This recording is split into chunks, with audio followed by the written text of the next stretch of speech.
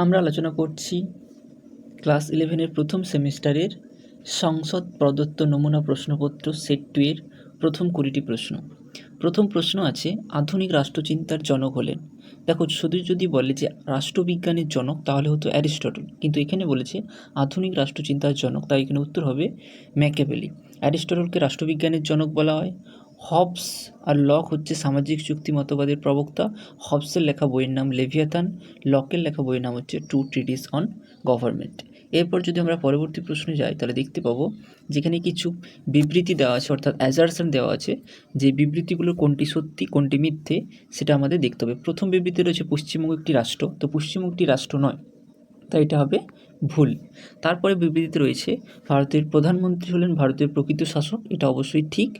আর পরবর্তী অপশানে রয়েছে যে মৌলিক অধিকারগুলি বলবৎযোগ্য নয়, এটাও ভুল, কারণ মৌলিক অধিকারগুলি বলবৎযোগ্য আদালত কর্তৃক। তারপরেরটা রয়েছে ভারতীয় সংবিধান আংশিক লিখিত এবং আংশিক অলিখিত, এটা একদমই ঠিক।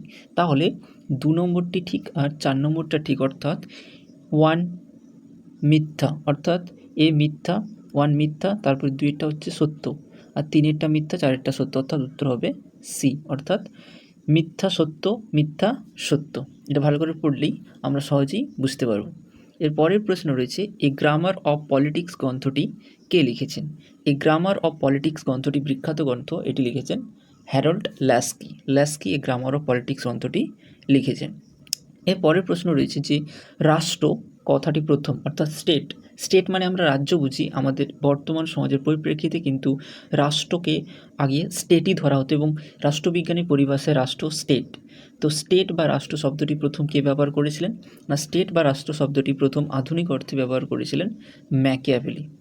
এর পরের প্রশ্ন রয়েছে যে গার্নার প্রদত্ত রাষ্ট্রের সংজ্ঞায় রাষ্ট্রের বৈশিষ্ট্য কয়টি? অর্থাৎ গার্নার রাষ্ট্রের যে সংজ্ঞা দিয়েছেন এই সংজ্ঞায় গার্নার কটি বৈশিষ্ট্যের কথা উল্লেখ করেছেন বা কটি উপাদানের কথা উল্লেখ করেছেন? গার্নার প্রদত্ত সংজ্ঞায় রাষ্ট্রের যে গার্নার সংজ্ঞা দিয়েছেন সেখানে মোট 4টি বৈশিষ্ট্যের কথা উল্লেখ করেছেন। 4টি বৈশিষ্ট্য আমাদের মনে রাখতে হবে, একটা হচ্ছে সরকার, একটা সার্বভৌমিকতা, একটা জনসমষ্টি আর একটা নির্দিষ্ট ভূখণ্ড। এই 4টি বৈশিষ্ট্য নিয়ে একটি রাষ্ট্র হয়। এই 4টি বৈশিষ্ট্যের কথা গার্নার তার সংজ্ঞায় বলেছেন। এর পরের প্রশ্ন রয়েছে যে একটি রাষ্ট্র সদস্য হওয়ার জন্য মানুষের জন্য ড্যাশ, বলছে যে স্বেচ্ছাধীন বাধ্যতামূলক নয়, বিকল্প ভিত্তিক বাধ্যতামূলক। একটি রাষ্ট্রের সদস্য হওয়া একজন মানুষের জন্য অবশ্যই বাধ্যতামূলক, কারণ একটি রাষ্ট্রের সদস্য না হলে তিনি নাগরিক থাকবেন না, তাহলে তাকে বেনাগরিক অবশ্যই হতে হবে। তাই একটি রাষ্ট্রের সদস্য হওয়া একজন মানুষের জন্য অবশ্যই বাধ্যতামূলক। এর পরের প্রশ্ন রয়েছে যে অন্যান্য সংগঠন থেকে রাষ্ট্রের পৃথকীকরণের প্রধান ভিত্তি কী? অর্থাৎ অন্যান্য যে সংগঠন রয়েছে আর রাষ্ট্র রয়েছে তার মধ্যে ভিত্তি কী, মানে যে পার্থক্যটা রয়েছে সেটা কি? সেটা হচ্ছে সার্বভৌমিকতা। মানে অন্যান্য যদি সংগঠন থাকে, ধরো ক্লাব বা কোনো এনজিও, এই সংগঠনগুলোর ক্ষেত্রে কিন্তু সার্বভৌমিকতা নেই, কিন্তু রাষ্ট্রের ক্ষেত্রে সার্বভৌমিকতা থাকে। তাই অন্যান্য সংগঠন থেকে রাষ্ট্রের পৃথকীকরণের প্রধান ভিত্তি হলো সার্বভৌমিকতা। এর পরের প্রশ্ন, নিম্নলিখিতগুলির মধ্যে কোনটি একটি রাষ্ট্র? মানে কিছু অপশান দেওয়া আছে, এই অপশানগুলির মধ্যে কোনটি রাষ্ট্র আর কোনগুলি রাষ্ট্র নয় সেটা বলছে, এখানে রাষ্ট্রটা চিহ্নিত করতে বলছে। প্রথমে অপশান দিয়েছে যে নেপাল। নেপাল হচ্ছে একটি রাষ্ট্র। পশ্চিমবঙ্গ একটি রাষ্ট্র নয়, কারণ এটি আমাদের একটি রাজ্য। সিকিমও একটি রাজ্য আর রাজস্থান একটি রাজ্য, তো এখানে উত্তর হবে নেপাল। নেপাল একটি রাষ্ট্র। পরের প্রশ্ন, আমরা ভারতে কী রূপ মানে কোন ধরনের নাগরিকতা ভোগ করে থাকি? আমরা ভারতে কোন ধরনের নাগরিকতা ভোগ করে থাকি? আমরা ভারতে এক নাগরিকত্ব অর্থাৎ সিঙ্গেল সিটিজেনশিপ ভোগ করে থাকি। কেন না, ভারতবর্ষে ডুয়েল সিটিজেনশিপ বা দ্বৈত নাগরিকতা নেই, মানে একজন ব্যক্তি দুটো রাষ্ট্রের নাগরিক হতে পারবে না। ভারতবর্ষে এক নাগরিকতা রয়েছে এবং এটি ভারতীয় সংবিধানের 9 নম্বর ধারাতে বলা আছে যে অন্য কোনো রাষ্ট্রের নাগরিকতা নিয়ে নিলে ভারতবর্ষের নাগরিকতা আপনা আপনি বিলোপ হয়ে যাবে। এটা এক নাগরিকত্বকেই সূচিত করে, তাই ভারতবর্ষে এক নাগরিকতা রয়েছে। এর পরের প্রশ্ন, জন্মস্থান নীতি অনুযায়ী নাগরিকত্ব কী নামে পরিচিত? জন্মস্থানের নীতি অনুযায়ী নাগরিকত্ব কী নামে পরিচিত?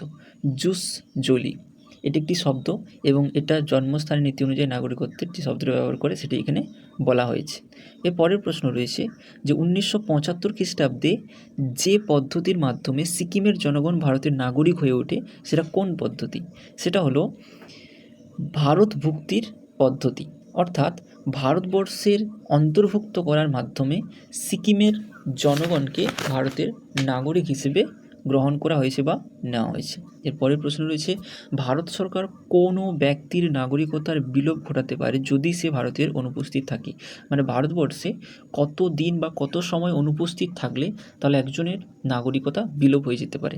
এখানে বলছে যে উপযুক্ত কারণ ছাড়া যদি 7 বছরের বেশি একজন ব্যক্তি দেশের বাইরে থাকে আর ভারত সরকারকে না বলে, তাহলে তার নাগরিকতা বিলোপ হতে পারে।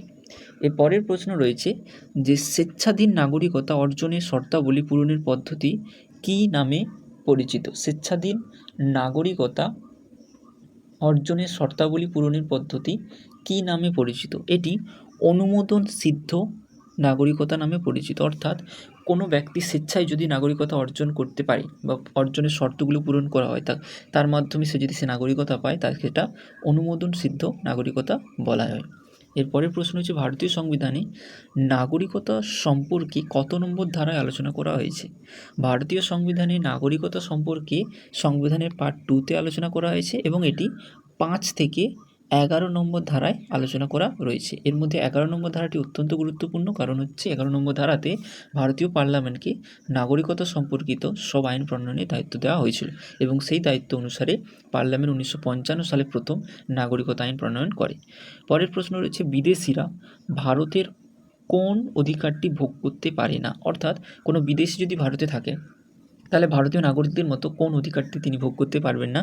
সেটি হচ্ছে রাজনৈতিক অধিকার। কোনো বিদেশি ভারতবর্ষে রাজনৈতিক অধিকার প্রয়োগ করতে পারবে না, অর্থাৎ ভোট দিতে পারবে না বা রাজনৈতিক কোনো অধিকারই ভোগ করতে পারবে না।